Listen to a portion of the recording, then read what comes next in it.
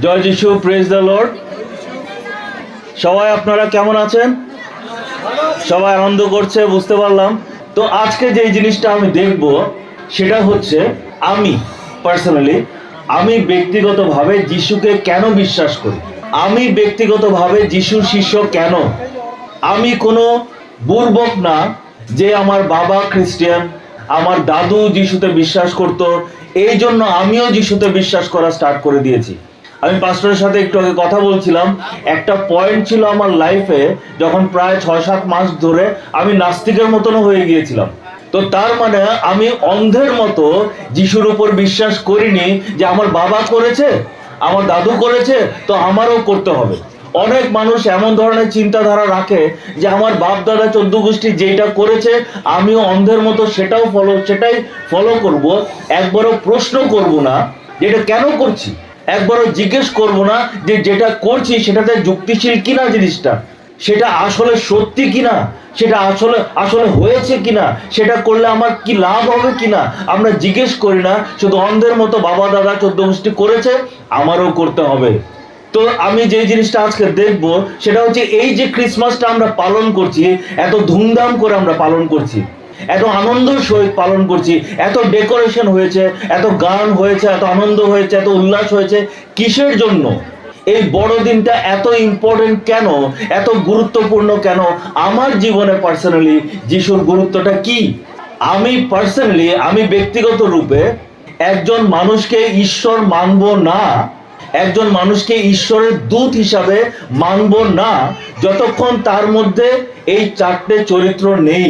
কারোর মধ্যে যদি এই 4টে চরিত্রের মধ্যে একটাও যদি মিসিং থাকে আমি তাকে ঈশ্বর মানব না। এটা আমি আমার কথা বলছি, আপনি মানতে পারেন। আমি 4টে পয়েন্ট বলবো, এই 4টে পয়েন্টের একটাও হয়তো কারোর মধ্যে নাও থাকতে পারে, আপনি তাকে ঈশ্বর মানতে পারেন, এটা আপনার ব্যাপার। কিন্তু আমি পার্সোনালি তাকে ঈশ্বর মানবো যার মধ্যে এই 4টে গুণ রয়েছে। সো এই 4টে গুণ কি কি?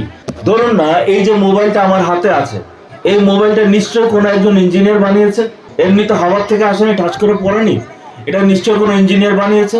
সো এই মোবাইলটা কিভাবে প্রেস করলে কোথায় অন হবে, কিভাবে স্ক্রিন চেঞ্জ করা যাবে, কিভাবে কালার চেঞ্জ করা যাবে, কিভাবে অন করা যাবে, কিভাবে অফ করা যাবে, কিভাবে ভিডিও দেখা যাবে, কিভাবে ফটো তোলা যাবে, এটা কেউ জানুক না জানুক আমরা সবাই মোটামুটি জানি, কিন্তু কেউ যদি নাও জানি সেই ইঞ্জিনিয়ার কিন্তু 100% জানবে।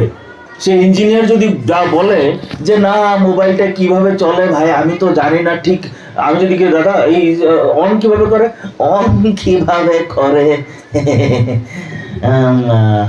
আমি তো জানি না, যদি এমন বলে আমি কি বলবো, আরে ভাই তুমি ইঞ্জিনিয়ার, তুমি বানিয়েছো মোবাইল, তুমি বলছো তুমি জানো না, তো তুমি বানিয়েছো না এমনি মিথ্যা কথা বলছো, রাইট? সেম ভাবে এই প্রকৃতিকে কে বানিয়েছে? ঈশ্বর বানিয়েছে। এই বাতাস ঈশ্বর বানিয়েছে, এই সমুদ্র ঈশ্বর বানিয়েছে, এই জল ঈশ্বর বানিয়েছে। এই প্রকৃতির উপর যদি ঈশ্বর কন্ট্রোল করতে না জানে, ঈশ্বর যদি না জানে কিভাবে সেটাকে স্টপ করা যায়, কিভাবে সেটাকে চালু করা যায়, কিভাবে প্রকৃতির নিয়মগুলির বিপরীতে যাওয়া যায়, এটা যদি ঈশ্বর, যে নিজেকে ঈশ্বর বলে, সে যদি এগুলি করতে না পারে, সে কিসের ঈশ্বর হলো? ঠিক আছে, সো আমরা এখন দেখব যে যিশু কি প্রকৃতির উপর নিয়ন্ত্রণ করেছে কিনা। যিশু ঝড় থামিয়েছে, তুফান থামিয়েছে, ঢেউ থামিয়েছে, যিশু জলের উপর হেঁটেছে, যিশু জলকে দ্রাক্ষারসে পরিণত করেছে, যিশু 5টা রুটি দিয়ে হাজার হাজার মানুষকে খাইয়েছে। তার মানে এগুলি এমন এমন জিনিস যেগুলি প্রকৃতির উপর কন্ট্রোল করা। জল প্রকৃতির একটা পার্ট, জলে আমরা হাঁটতে পারি না, কেউ পারবে হাঁটতে? হাঁটলে ডুবে যাব। কিন্তু যিশু জলের উপর হেঁটেছে। তুফান যদি এখন যদি তুফান আসে আমরা কেউ বলতে পারবো এই তুফান থামো, তুফান কি থামবে? থামবে না। কিন্তু যিশু বললো এই তুফান থামো, তুফান থেমে গেছে। ঢেউকে বললো ঢেউ তুমি শান্ত হও, শান্ত হও, ঢেউ শান্ত হয়ে গেল। জলকে দ্রাক্ষারসে পরিণত করে দিলেন। এইভাবে যিশু প্রকৃতির উপর নিয়ন্ত্রণ করেছে। দ্বিতীয় টেস্ট যেটা আমি বলবো সেটা হচ্ছে এই মোবাইলটা যদি কোনো কারণে নষ্ট হয়ে যায়, ঠিকভাবে কাজ করছে না, অন হচ্ছে না, বা অন হলে অফ হচ্ছে না, বা ব্যাটারিটা চার্জ হচ্ছে না, বা কোন অ্যাপটা ক্লিক করলে, ফটো ক্লিক করলে সাউন্ড চলে আসছে, সাউন্ড ক্লিক করলে ভিডিও চলে আসছে, নিজে নিজে অন অফ হচ্ছে, যদি এমন ভাবে নষ্ট হয়, কেউ ঠিক করতে পারুক না পারুক, যে ইঞ্জিনিয়ার এটা বানিয়েছে সে তো 100% পারবে ঠিক করতে। ঠিক সেম ভাবে এই মানব দেহটাকে, মানুষের শরীরটাকে ঈশ্বর বানিয়েছেন। এই শরীরে যদি কোনো সমস্যা দেখা দেয়, এই শরীর যদি ঠিকভাবে কাজ করা বন্ধ করে দেয়, মানে কি, যদি রোগ হয়, অসুস্থতা হয়, যদি একজন মানুষ বলে আমি ঈশ্বর, যদি সে বলে আমি ঈশ্বর থেকে এসেছি, সে এই রোগকে কন্ট্রোল করতে পারতে লাগে, সে এই রোগকে নিরাময় করতে পারতে লাগে। ওষুধ খাইয়ে না, ওষুধ খাইয়ে তো ডাক্তারও পারে, এমনিতেই সুস্থ করতে পারতে লাগে। যদি না পারে আমি তাকে ঈশ্বর মানব না। যীশু খ্রিস্ট পেরেছেন কিনা?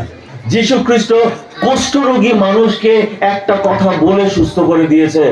যীশু খ্রিস্ট জন্ম থেকে অন্ধ মানুষকে বলেছে, সুস্থ হয়ে গেছে। ডাক্তাররা এখন পর্যন্ত জন্ম থেকে অন্ধ মানুষকে সুস্থ করতে পারে না। অ্যাক্সিডেন্টে যদি অন্ধ হয় বা বড় হয়ে যদি কোনো কারণে অন্ধ হয়েছে, হয়তো তারা ঠিক করতে পারে, কিন্তু জন্ম থেকে অন্ধ এখনো ডাক্তাররা পারে না। যিশু মুখে বলে সুস্থ করে দিয়েছে। যে মানুষ কানে শুনে না তাকে সুস্থ করেছে, যে বোবা তাকে সুস্থ করেছে, যে অনেক বছর ধরে প্যারালাইজড তাকে জাস্ট বলেছে, সে উঠে দাঁড়িয়েছে। তার মানে যিশু রোগের উপরও কন্ট্রোল করেছে, রোগের উপর নিয়ন্ত্রণ করেছে। তার মানে আমরা দুটো জিনিস দেখলাম, একটা প্রকৃতির উপর যিশু কন্ট্রোল করেছেন, সেকেন্ড রোগের উপর যিশু কন্ট্রোল করেছেন। ভালো কথা, শুধু দুটো হলে তো হবে না, চারটে আছে, চারটে পাস করতে হবে। চারটের মধ্যে যদি একটাতেও যিশু ফেল করে, আমি কিন্তু যিশুকে ঈশ্বর হিসাবে মানবো না। 3 নম্বর, যদি এই মোবাইলটা টোটালি কাজ করা বন্ধ করে দেয়, আমি অন করতেই পারছি না, মেকারের কাছে নিয়ে গেলাম, মেকার অন করতে পারছে না, ডেফিনেটলি যে ইঞ্জিনিয়ার এটাকে বানিয়েছে সে ঠিক কিন্তু এটাকে অন করতে পারবে। সে ঠিক জানবে কোন জায়গাটা খুলে কি করলে সেটা অন হবে। যদি না জানে, তুমি কিসের ইঞ্জিনিয়ার হলে, কি মোবাইল বানালে, মিথ্যা কথা বলছো। সেম ভাবে মানব দেহটা যদি টোটালি কাজ করা বন্ধ করে দেয়, মানে যদি মানুষ একজন যদি টোটালি মরে যায়, কেউ যদি বলে আমি ঈশ্বর, সে এই মরা ব্যক্তিটাকে আবার জীবিত করতে পারতে লাগে। যদি কেউ বলে না, একবার যে জীবিত হয়েছে, জন্ম হয়েছে, তার তো মরতে হবেই, সে মরে গেছে, তাকে আর জীবিত করা যাবে না, জীবন মৃত্যুর যে চক্রটা, এটা থেকে কেউ বের হতে পারবে না, এই সব ধরনের কথা বললে লাভ নেই। তুমি যদি ঈশ্বর হয়ে থাকে, মরা মানুষ জীবিত করো, না পারলে আমি তোমাকে ঈশ্বর মানবই না, বললেই হলো আমি ঈশ্বর। আর যে কেউ এখন আমি এসে দাঁড়িয়ে বলবো আমি ঈশ্বর, আপনি মানবেন? এখন মাঝখান থেকে একজন দিদি উঠে বলবে আজকের থেকে আমি ঈশ্বর, মানবো? আরে কিছু তো থাকতে হবে না ঈশ্বর হওয়ার জন্য। তো প্রথম চরিত্র হচ্ছে প্রকৃতির উপর নিয়ন্ত্রণ, যিশু করেছেন। দ্বিতীয় আমরা দেখলাম রোগের উপর নিয়ন্ত্রণ, যিশু করেছেন। তৃতীয় এখন দেখছিলাম যে মৃত্যুর উপর কি যিশু নিয়ন্ত্রণ করেছেন কিনা। তো বাইবেলে আমরা দেখি যে লাসার নামে একজন ব্যক্তিকে, যে 4 দিন হয়ে গেছে মারা গেছে, 4 দিনে দেহ পচে যায়, এই 4 দিন পরে যিশু জাস্ট মুখ দিয়ে বলেছে লাসার বেরো, আর সেই লাসার, এই মৃতদেহ জীবিত হয়ে হেঁটে চলে এসছে। তার মানে যিশু মৃত্যুর উপরও কন্ট্রোল করেছেন। আর শুধু অন্যর মৃত্যু না, উনি নিজে মারা গেছেন, আর তৃতীয় দিবসে 3 দিন পরে উনি নিজেকে নিজে উঠিয়েছেন। মানব ইতিহাসে আমার জানা মতো আজ পর্যন্ত এমন কাজ কেউ করতে পারেনি যে নিজে মরেছে, নিজেকে নিজে উঠিয়েছে, একমাত্র যিশু করতে পেরেছে। এই জন্য আমি যিশুকে বিশ্বাস করি। যিশু প্রকৃতির উপর নিয়ন্ত্রণ করেছে, রোগের উপর নিয়ন্ত্রণ করেছে, মৃত্যুর উপর কন্ট্রোল করেছে। এখন লাস্ট টেস্ট হচ্ছে যিশু কি পবিত্র কিনা। যদি যিশু পবিত্র না হয়, তাহলে যিশু আপনার আর আমার মতো মানুষ, একটু শক্তিশালী বেশি, এতটুকুই শক্তি দিয়ে আমি কি করব? যিশুর শক্তি হলে আমার কি লাভ? যিশু যদি পবিত্র হয়, তার মানে যিশুর সম্পর্ক ঈশ্বরের সাথে আছে। তখন যদি যিশু আমাকে বলে ঈশ্বরের ব্যাপারে, হ্যাঁ আমি বিশ্বাস করতে পারবো। যে পাপী, সে যদি ঈশ্বরের কথা বলে, আমি কি বিশ্বাস করব? এ নিজেই পাপ করে বসে আছে, নিজেরই ঈশ্বরের সাথে সম্পর্ক নেই, সে আমাকে কি শেখাবে? আমি যদি নিজেই বসে खैनी मत खाओ, खैनी खाने से ये यहाँ पे कैंसर हो जाता है। এভাবে যদি আমি বলি, আপনি বলবেন দাদা আপনার মুখের থেকে খৈনিটা বার করুন, তারপরে আমাকে খৈনি খাওয়া বন্ধ করতে বলেন। সেম ভাবে কেউ যদি নিজে পাপ করে নিজের জীবনে, আর সে এসে আমাকে ঈশ্বরের কথা বলছে, আমি ঈশ্বর, আমি ঈশ্বর, নিজেই পাপ করে বসে আছো, আবার ঈশ্বর বলছো। ঈশ্বর যদি হতে হয়, ঈশ্বর পবিত্র হবে। একটা পাপও যাতে তার মধ্যে না থাকে, এক ড্রপ 1% কি 0.01% পাপ যাতে তার মধ্যে না থাকে। এখন প্রশ্ন হচ্ছে, যিশু কি পবিত্র ছিলেন? না যিশু একটা হলেও পাপ করেছেন? আমরা যদি বাইবেলে দেখি, বাইবেলে যোহন 8:46 যদি আমরা দেখি, সেখানে যিশু তার গ্রামে গেছে, নাসারেত গ্রামে গেছে, যেখানে সে ছোট থেকে বড় হয়েছে। সেখানে গিয়ে যিশু মানুষদেরকে জিজ্ঞেস করছে, তোমাদের মধ্যে কি একজনও আছে যে প্রমাণ করতে পারে যে আমি কোনোদিনও পাপ করেছি? আপনি এমন ভাবে নিজের গ্রামে জিজ্ঞেস করতে পারবেন? আপনার সেই কনফিডেন্স হবে? ভাই আমি জীবনে কোনো পাপ করেছি একবার বলো। পাড়া প্রতিবেশী দাঁড়িয়ে বলো, ভাই তুমি ওই দিনে ঝগড়া করেছো। ছোট থাকতে জানি বন্ধুরা বলবে, জানি তুই স্কুলে 10 টাকা চুরি করেছিস। স্ত্রী উঠে বলবে, ভাই তুমি আর কথা বলবে না, তুমি ওই দিন আমার সাথে ক্যাচ করেছো। বান্ধবীরা উঠে বলবে, ভাই বোন তুমি বেশি কথা বলবে না, তুমি ওই দিন এই প্রতিবেশীর ব্যাপারে ফুসফুস করেছিলে। তো যিশুর কনফিডেন্স ছিল কেন? কারণ যিশু জানতো যে যিশু কোনোদিন পাপ করেনি।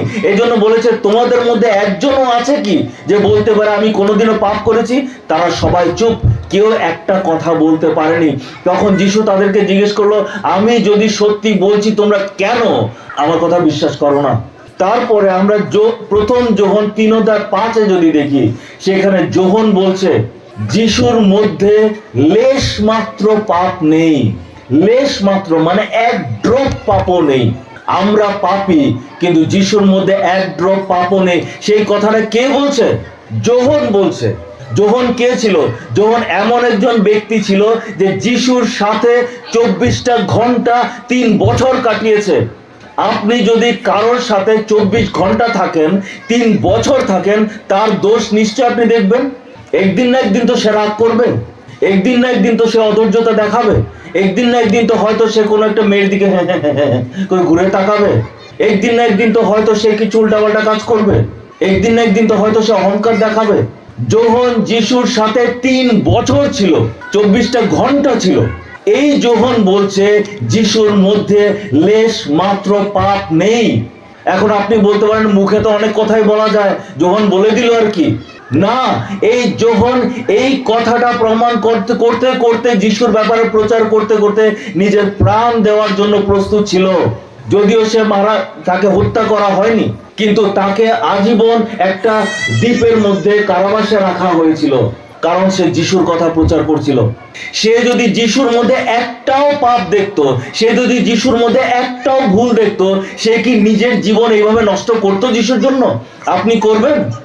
আপনি যদি জানেন একজন মানুষ পাপ করেছে, আপনি যদি জানেন যে একজন মানুষ ভুল করেছে, আপনি যদি জানেন যে একজন মানুষ মিথ্যে কথা বলেছে, রাগ করেছে, তার জন্য প্রাণ দিতে কি আপনি কখনো প্রস্তুত হবেন? মিথ্যাবাদীর জন্য প্রাণ নিতে আমরা প্রস্তুত হতে পারি, কিন্তু মিথ্যাবাদীর জন্য প্রাণ দিতে আমরা কেউ প্রস্তুত হই না।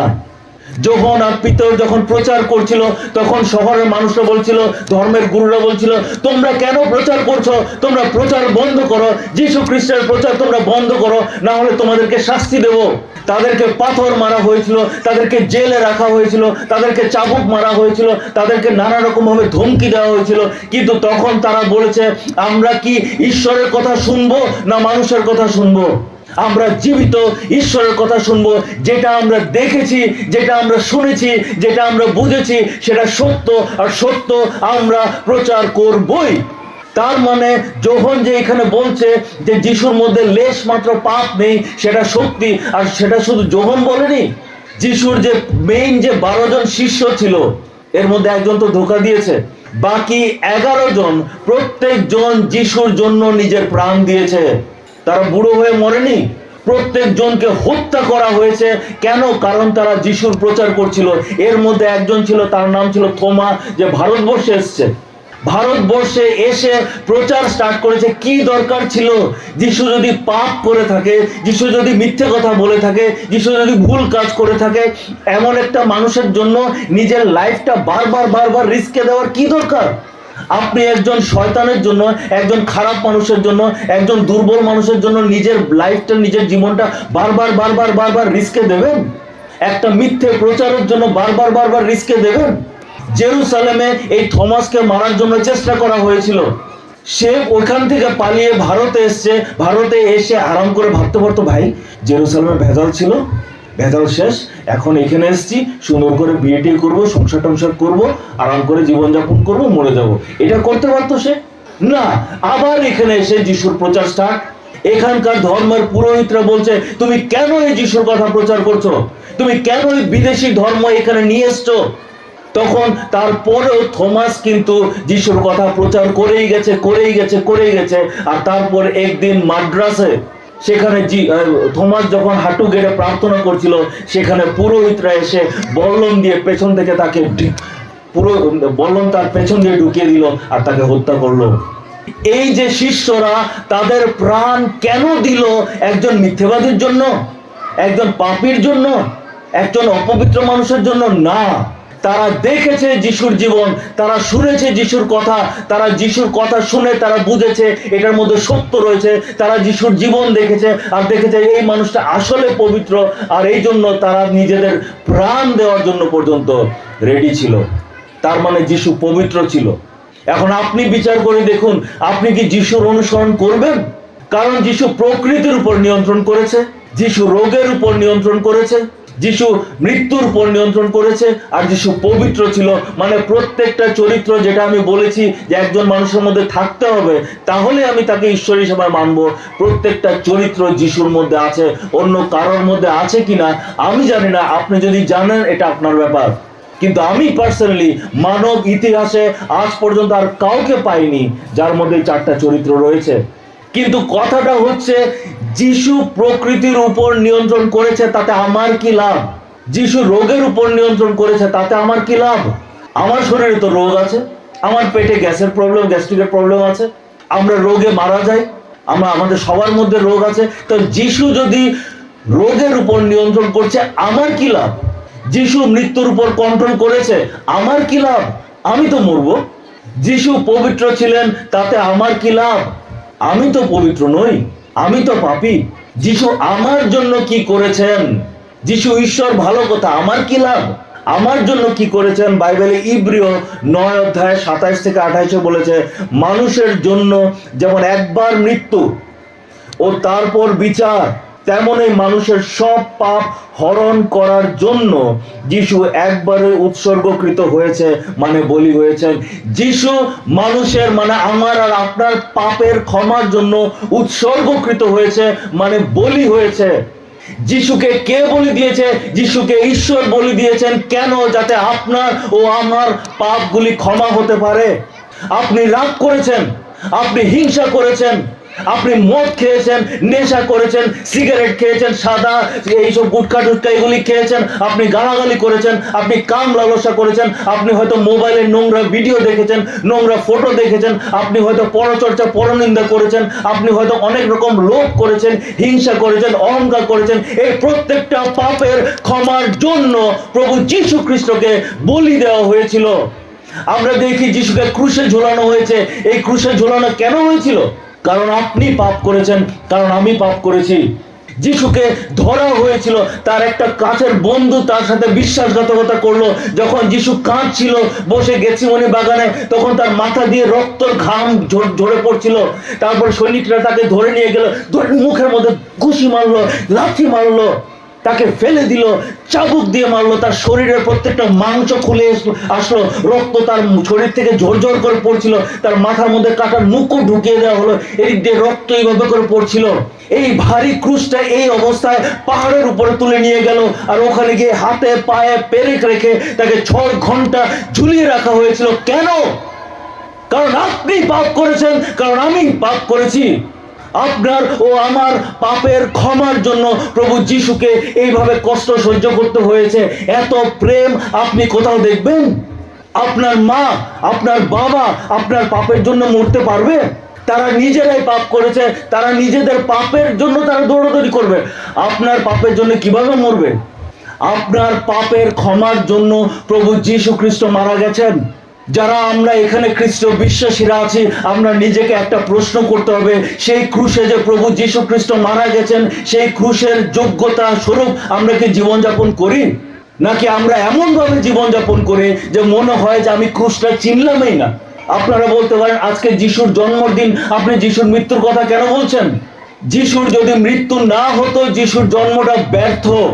যিশু জন্মগ্রহণ করেছিলেন বাঁচার জন্য নয়, যিশু জন্মগ্রহণ করেছিলেন মরার জন্য।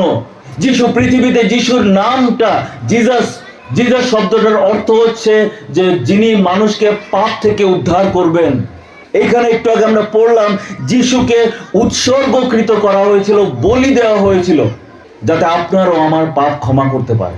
তারপর আমরা দেখব যোহন 3:16, এখানে বলেছে কারণ ঈশ্বর জগৎকে এত প্রেম করলেন যে নিজের একমাত্র পুত্র যিশুকে পাঠালেন যাতে যে কেউ যিশুর উপর বিশ্বাস করে সে নষ্ট না হয়, মানে সে নরকে না যায়, কিন্তু সে অনন্ত জীবন পায়, মানে কি স্বর্গে যেতে পারে। ঈশ্বর আপনাকে আর আমাকে এত প্রেম করলেন, এত প্রেম করলেন, এত প্রেম করলেন যে নিজের পুত্রকে পাঠালেন যাতে সে আপনার ও আমার পাপের জন্য মরতে পারে। আপনার সকল পাপ ঈশ্বর উঠালেন, উঠিয়ে নিয়ে যিশুর উপর ঢেলে দিলেন, আর যিশুর যত ধার্মিকতা আছে সেটা নিয়ে সেটা আপনার উপর ঢেলে দিলেন। এইভাবে আপনি পাপী হওয়া সত্ত্বেও আপনি ধার্মিক হয়েছেন। আপনি পাপী, আপনার পাপ ক্ষমা হয়েছে, আর যিশুর ধার্মিকতা আপনাকে দেওয়া হয়েছে, এখন আপনি ধার্মিক হয়েছেন। এই জন্য এখন আমরা কনফিডেন্টলি আত্মবিশ্বাসের সহিত বলতে পারবো আমি যদি এখন মারা যাই আমি 100% স্বর্গে যাব। এই জন্য না যে আমি খুব ভালো, আমি স্বর্গে যাব এই জন্য না যে আমি খুব ধর্মের কাজ করেছি, আমি খুব পবিত্র, আমি পারফেক্ট, না, এই জন্য কারণ প্রভু যিশু আমার পাপ ক্ষমা করে দিয়েছেন। আমি স্বর্গে যেতে পারবো এই জন্য না যে আমি খুব ভালো মানুষ, কিন্তু এই জন্য কারণ যিশু তার ধার্মিকতা আমাকে দান করেছেন। যিশু খ্রিস্ট পৃথিবীতে এসেছেন আমাদের পাপ ক্ষমার জন্য। এই যিশু একটা কথা বলেছেন যে কথাটা আজ পর্যন্ত মানব ইতিহাসে কারোর বলার সাহস হয়নি। যিশু বলেছে আমি পথ, আমি সত্য, আর আমি জীবন, আমার দিয়া না গেলে পিতার কাছে কেউ যেতে পারে না। আমাকে দিয়ে না, আমার দ্বারা না গেলে পিতা ঈশ্বরের কাছে কোনো ব্যক্তি যেতে পারবে না। আপনি যতই ধর্মকর্ম করুন, আপনি যতই ভালো কাজ করুন, আপনি যতই গরিবদের দান দিন, এই করুন সেই করুন, সকালে এই ধর্ম, রাত্রে এই ধর্ম, সোমবার এটা খাবো, বুধবার এটা খাবো না, এই করুন সেই করুন, যত ইচ্ছা ধর্মকর্ম করুন, যত আপনি চার্চে গিয়ে ক্যান্ডেল লাগান, যত আপনি ওইখানে যান সেখানে যান, যা ইচ্ছা করুন, আপনি কোনোদিনও স্বর্গে প্রবেশ করতে পারবেন না। আপনি কোনোদিনও ঈশ্বরের কাছে যেতে পারবেন না যদি না আপনি যিশুর দ্বারা যান। সেটা যিশু বলেছে। এমন ধরনের কথা কে বলতে পারে? এমন ধরনের কথা বলতে পারে একজন পাগল, কারণ পাগলে তো যা ইচ্ছা বলে, বা একজন মিথ্যেবাদী, সে মিথ্যে কথা বলছে আমি তোমাকে স্বর্গে নিয়ে যাব, আসলে ফ্রড, বা যে সত্য কথা বলছে। কোনোদিনও দেখেছেন কোন পাগলের জন্ম তারিখের অনুসারে মানুষের ইতিহাস দুই ভাগে ভাগ হয়ে গেছে? কোন সময় শুনেছেন একটা পাগল পৃথিবীকে এমন ভাবে প্রভাবিত করেছে যে মানব ইতিহাস দুই ভাগে ভাগ হয়ে গেছে, একটা হচ্ছে খ্রিস্টাব্দ, একটা খ্রিস্টপূর্ব। ইতিহাসে আর কেউ আছে যার জন্ম এত পাওয়ারফুল, যার জন্ম এত প্রভাবশালী যে ইতিহাস দুই ভাগে ভাগ হয়ে গেছে? একটা পাগলের জন্য কি ইতিহাস দুই ভাগে ভাগ হবে? নিশ্চয় না। তার মানে যিশু পাগল নয়। আর যেহেতু ইতিহাস দুই ভাগে ভাগ হয়ে গেছে, তার মানে যিশু ঐতিহাসিক ব্যক্তি ছিল, কাল্পনিক ছিল না, এটাও এখানে প্রমাণ। তাহলে হয়তো যিশু মিথ্যেবাদী, মিথ্যে কথা বলছে। আমরা দেখলাম যে যিশুর যে শিষ্যরা ছিল তারা প্রত্যেকজন যিশুর জন্য মারা গেছে। একটু আগে আমরা দেখলাম একটা মিথ্যেবাদীর জন্য আপনি মরবেন, একটা ফ্রডের জন্য আপনি মরবেন। তাদেরকে পাথর দিয়ে মারতে মারতে মারতে মারতে আধা মরা করে ফেলে দেওয়া হয়েছিল। মানুষ ভেবেছে মরে গেছে, আবার তুলে নিয়ে ঘুরে চলে গেছে, আবার সুস্থ হয়েছে, আবার প্রচার স্টার্ট করেছে। কি দরকার? একবার প্রচার করতে গেছে মিথ্যেবাদী যিশুর ব্যাপারে, প্রচার করতে গিয়ে দেখলো কিছু তো হলো না, লাভ তো কিছু হলো না, মার খাচ্ছে, ধমকি খাচ্ছে, এই হচ্ছে, করবো না, যাক এই মিথ্যেবাদীর কথা প্রচার করে আমার কোনো লাভই নেই, কি করব। আমরা মিথ্যে কথা কেন বলি? টাকার জন্য, কিছু পাওয়ার জন্য, কিছু লাভের জন্য। এই শিষ্যরা কি পেয়েছে? টাকা পেয়েছে না, খ্যাতি পেয়েছে, যে সবাই বলছে ও বাপরে বাপ, ভিতর আসো, ও যখন আসো, বাবা বলেছে না। ওটা যেখানেই গেছে মার খেয়েছে, যেখানেই গেছে জেলে ঢুকিয়েছে, যেখানে গেছে চাবুক দিয়ে মেরেছে, যেখানে গেছে পাথর দিয়ে মেরেছে, পিতরকে উল্টা ক্রুশে লাস্ট মেশ পিতরকে উল্টা ক্রুশে লটকিয়ে দিয়েছে, জাকবের গলা কেটে দেওয়া হয়েছে, থমাসকে বল্লম মারা হয়েছে, এমন অনেককে অনেক রকম ভাবে মারা হয়েছে। সবাই কি একজন মিথ্যাবাদীর জন্য এভাবে মরবে? তার মানে যিশু যদি পাগল না হয়, যিশু যদি মিথ্যাবাদী না হয়, তার মানে যিশু হচ্ছেন সত্য, যিশুই হচ্ছেন সেই সত্য।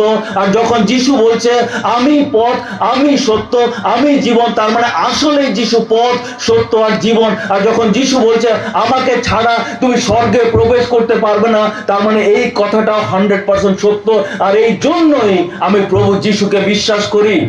যিশু প্রকৃতির উপর নিয়ন্ত্রণ করেছে, রোগের উপর নিয়ন্ত্রণ করেছে, মৃত্যুর উপর নিয়ন্ত্রণ করেছে। যিশু পবিত্র ছিল, আমার পাপের জন্য মারা গেছে, আর উনি সত্য। এই জন্য আমি যিশুকে অনুসরণ করি। এখন প্রশ্ন হচ্ছে আপনি করবেন কিনা, আপনি যিশুর সেই পথে চলবেন কিনা। আজকে যদি এখন পর্যন্ত আপনি যিশুকে বিশ্বাস করেননি, যিশুকে গ্রহণ করেননি, আপনাকে অনুরোধ করছি আজকে যিশুকে গ্রহণ করুন। আজকেই সময়, কোনো গ্যারান্টি নেই। আপনি রাস্তাতে বের হবেন, একটা গাড়ি আপনাকে বাড়ি দিয়ে চলে যাবে, শেষ, আপনার জীবন খতম। আপনি নরকের আগুনে ধাও ধাও করে জ্বলবেন। আপনি কি ভাবছেন যে আপনি পাপ করেছেন, মিথ্যা কথা বলেছেন, এই করেছেন সেই করেছেন, এমনি ছুটে বেরিয়ে যাবেন? নরকের আগুন আপনার জন্য অপেক্ষা করছে। আর সেই নরকের আগুন 10 বছরের জন্য না, 10,000 বছরের জন্য না, 10 লাখ বছরের জন্য না, 10 কোটি বছরের জন্য না। সেই আগুন, সেই যন্ত্রণা, সেই কষ্ট অনন্ত অনন্ত অনন্ত কালের জন্য। সেখানে আপনি ধাও ধাও করে জ্বলতে থাকবেন, আপনি চিৎকার করবেন, আপনি দাঁত কিরমির করবেন, কিন্তু কেউ আপনাকে রক্ষা করবে না। আপনি সেই আগুনে জ্বলতে থাকবেন। কেন? কারণ আপনি পাপ করেছেন। আর সেই পাপ থেকে উদ্ধার করবার জন্য একমাত্র আর একমাত্র প্রভু যীশু খ্রিস্ট পৃথিবীতে এসেছেন, আর কেউ আসেনি। সেই 4টে চরিত্র একমাত্র প্রভু যিশুই কমপ্লিট করতে পেরেছে, আর কেউ পারেনি। আজকে যদি আপনি স্বর্গে যেতে চান, আজকে যদি আপনি ঈশ্বরের কাছে যেতে চান, সেই পাপের শাস্তি থেকে যদি আপনি বাঁচতে চান, আপনার কাছে একটাই উপায়, প্রভু যীশু খ্রিস্ট। প্রভু যীশু খ্রিস্ট ভালো ভালো শিক্ষা দিতে আসেননি, যদিও উনি ভালো শিক্ষা দিয়েছেন। প্রভু যীশু খ্রিস্ট অলৌকিক কাজ করতে আসেননি, যদিও উনি অলৌকিক কাজ করেছেন। প্রভু যীশু খ্রিস্ট শান্তি আর আনন্দ দিতে আসেননি, যদিও উনার পথে আসলে শান্তি হয়। কিন্তু প্রভু যীশু খ্রিস্ট এসেছেন একমাত্র একটা কারণে, যাতে আপনার পাপ থেকে আপনি উদ্ধার পান, যাতে আপনি স্বর্গে প্রবেশ করতে পারেন, যাতে আপনি ঈশ্বরের কাছে প্রবেশ করতে পারেন, যাতে আপনি নরকের শাস্তি থেকে বাঁচতে পারেন। তো আজকে ভাই আর বোনেরা, আপনারা মন থেকে একটা সিদ্ধান্ত নিন যে এখন থেকে আমি প্রভু যিশুর উপর বিশ্বাস করব, আমি প্রভু যিশুর পথে চলব। আর যারা খ্রিস্টীয় বিশ্বাসী, যারা নিজেকে খ্রিস্টীয় বিশ্বাসী বলেন, যদি আপনি পাপের মধ্যে রয়েছেন, পাপ ছাড়ুন, অনুতাপ করুন। আর যদি ভাবেন যে না আমি পাপ ছাড়তে পারবো না, তাহলে চার্চ ছেড়ে দিন। কারণ আপনি কি করছেন? আপনি যদি পাপের মধ্যে আছেন আর এই মদ, বিড়ি, গাঁজা এগুলির জিনিস খাচ্ছেন, আপনি কিন্তু বাইরের মানুষের সামনে খ্রিস্টান নামটা বদনাম করছেন। আপনাকে দেখে খ্রিস্টান নাম বদনাম হচ্ছে। আপনি নিজেকে আর খ্রিস্টান বলবেন না, আপনি নিজেকে শুধু বলুন যে আমি চার্চ যাই। যদি আপনি এই মদ, বিড়ি, সিগারেট, গাঁজা এগুলি, পান টান এগুলি যদি খাচ্ছেন, খ্রিস্টান বলা বন্ধ করে দিন নিজেকে। শুধু বলুন যে আমি চার্চে যাই, আমি খ্রিস্টান না। কারণ আপনি খ্রিস্টান নাম বদনাম করছেন। যীশু খ্রিস্ট আপনার পাপের জন্য এত কষ্ট পেয়েছে, আর আপনি এইসব ধরনের কাজ করছেন। যারা অবিশ্বাসী, যারা যিশুতে এখনো বিশ্বাস করেনি, তাদেরকে বলছি আজকে সময়, যিশুর কাছে আসুন, নিজের পাপের থেকে উদ্ধার পান। আপনি অতীতে যা পাপ করেছেন, মিথ্যা কথা বলেছেন, কাম লালসা করেছেন, অহংকার করেছেন, হিংসা করেছেন, যা ইচ্ছা করেছেন, যত জঘন্য, হয়তো মার্ডার করেছেন, যিশুর কাছে আসুন, নিজের জীবনটা যিশুর কাছে সমর্পণ করুন, নিজের হৃদয়ে যিশুকে স্থান দিন। আপনার প্রত্যেকটা পাপ ক্ষমা হবে, আপনার ঈশ্বরের সাথে একটা সম্পর্ক তৈরি হবে, ঈশ্বর হবেন আপনার পিতা। আপনি একটা সুন্দর পরিবার পাবেন, যেই পরিবারটাকে বলা হয় চার্চ বা মণ্ডলী। আর এই পরিবারটাই জগতে শেষ হবে না, এই পরিবারটা অনন্ত জীবন অবধি থাকবে। আপনার জগতের পরিবার এখানেই শেষ, আপনার মা, বাবা, ভাই, বোন, আত্মীয় পরিজন এখানেই শেষ। কিন্তু যেই মণ্ডলী, যে চার্চ, এটা যে পরিবার, এই পরিবারটা অনন্ত কাল অবধি আপনার সঙ্গে থাকবে। তো আপনি কি চান না যে প্রভু যিশুর কাছে এসে সেই অনন্ত পরিবারের অঙ্গ হন? আপনি কি চান না যে আপনার প্রত্যেকটা পাপ ক্ষমা হোক? আপনি কি চান না যে আপনার ঈশ্বরের সাথে একটা সম্পর্ক হোক? আপনি কি চান না যে আপনি মৃত্যুর পর, মারা যাওয়ার পর আপনি স্বর্গে যাবেন? যদি চান, আজকেই সময়। পাস্টর যোশী এখানে আছে। যদি আপনাদের মধ্যে কারোর মনে যদি এমন ইন্টারেস্ট থাকে যে না, আমি যিশুকে জানতে চাই, আমি যিশুর ব্যাপারে জানতে চাই, আমি যিশুর পথে চলতে চাই। সে কিভাবে আমি পাপের থেকে উদ্ধার পাবো, কিভাবে আমি পাপ থেকে ক্ষমা পাবো, আমার কি করতে হবে। যদি জানার আগ্রহ আছে, ওনার সাথে কথা বলুন, উনি আপনাদেরকে সাহায্য করবেন। এতটুকুই। জয় যিশু, প্রেজ দ্য লর্ড, আর merry Christmas in advance again. অনেক ধন্যবাদ।